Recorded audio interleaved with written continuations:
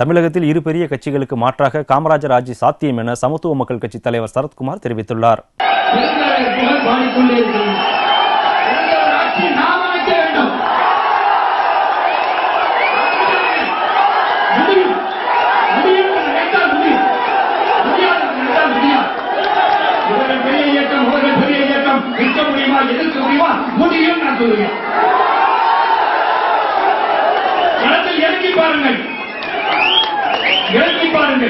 நிச்சயமாக நம்மால் முடியும்.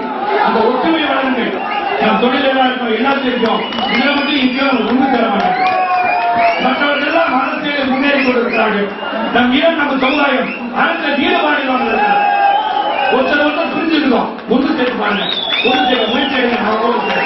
சரத்குமாரின் இந்த பேச்சு அதிமுகவுடனான அவரின் கூட்டணியை முடிவுக்கு கொண்டு வரலாம் என அரசியல் விமர்சகர்கள் கருதுகின்றனர்.